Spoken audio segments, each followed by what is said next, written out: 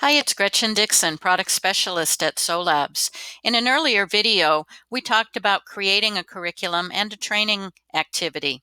Today, we'll look at how to assign that training activity to end users through their functional roles.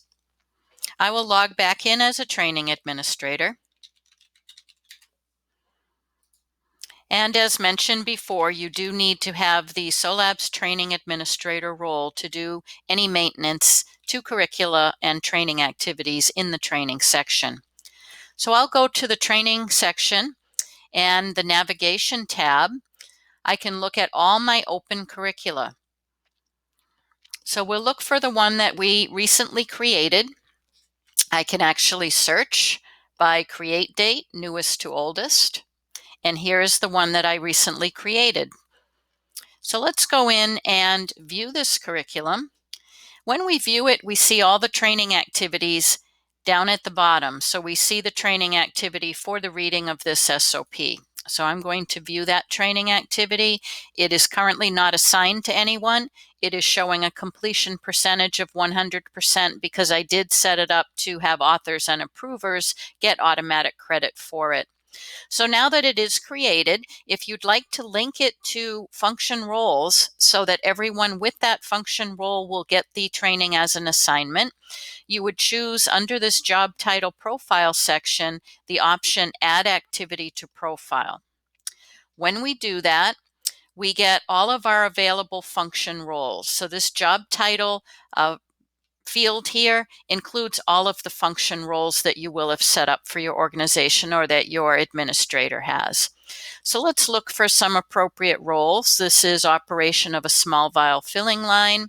So let's assign this to our production operators in the fill to pack area and production technician and perhaps the supervisor of pharmaceutical production.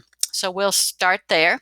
I will just add those function roles and submit that. And at this point, it has not assigned this to any users.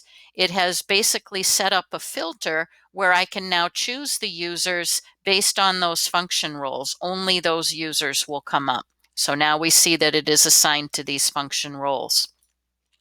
So if we go back again and look at that curriculum, and again, use our handy options to search by create date.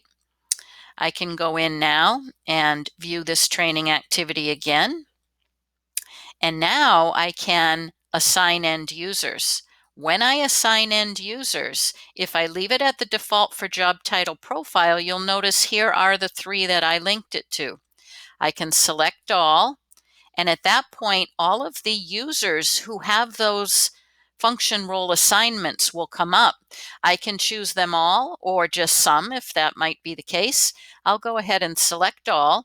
Notice it's already assigned to the authors and approvers of that SOP because of a setting that I put there when I created it. I'm now going to add all the others and go ahead and submit that.